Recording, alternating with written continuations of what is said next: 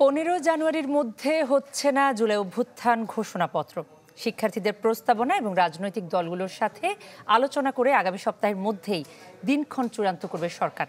উপদেষ্টা মাহফুজ আলম তিনি জানান যে ভবিষ্যৎ জাতীয় রাজনীতির দিক নির্দেশনা আর মানুষের আশা আকাঙ্ক্ষার প্রতিফলন ঘটবে এই ঘোষণাপত্রে।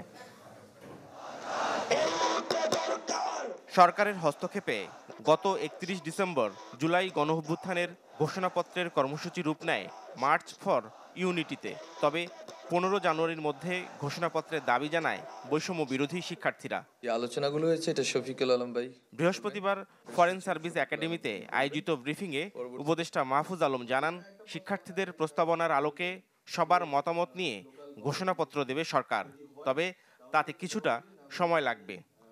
আশা করি যে এটা যদি ওয়াইডার কনসালটেশনের ভিতরে 15 জানুয়ারি হয় 15 জানুয়ারি হতে পারে, কিন্তু সরকার যেটা চাচ্ছে যে সব পক্ষগুলোর সাথে এই কনসেনসাসের ভিত্তিতে করুক। এটা আমরা মনে করি শিক্ষার্থীরা এই ধৈর্য ধারণ করবে, সংযম দেখাবেন এবং এইটা সবার মাধ্যমে যদি হয়, সর্বসম্মতিক্রমে হয়, তাহলেই মনে করি এটা বাংলাদেশের জন্য ভালো হবে। স্থানীয় না জাতীয় নির্বাচন আগে এই প্রশ্নের জবাবে উপদেষ্টা বলেন, আলোচনার মাধ্যমেই ঠিক হবে সবকিছু। সংস্কারের মেয়াদ অথবা পরিধির ভিত্তিতে আমি মনে করি নির্বাচনের ডেট ঠিক হবে।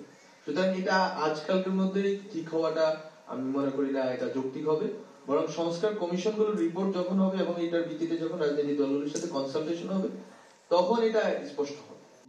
এদিকে জানুয়ারির মধ্যেই নতুন বই শিক্ষার্থীদের হাতে পৌঁছানোর কথা থাকলেও প্রেস সচিব জানান ফেব্রুয়ারি পর্যন্ত সময় লাগবে। 2010-এর পরের দিকে দেখা যাচ্ছে যে ফুল ডিস্ট্রিবিউশন হতে হতে মার্চ এবং কোনো বছর জুলাই মাসও হয়ে গিয়েছে। ক্যাবিনেটে বলা হয়েছে যে পাঠ্যপুস্তক আগামী মাসের মধ্যে সবাই হাতে পাবেন, সবার হাতে। আগামী বছর থেকে বছরের প্রথম দিন শিক্ষার্থীরা বই পাবেন বলেও আশা প্রকাশ করেন প্রেস সচিব। এটার ভবিষ্যতে ইনশাআল্লাহ এটা ফেস হবে না।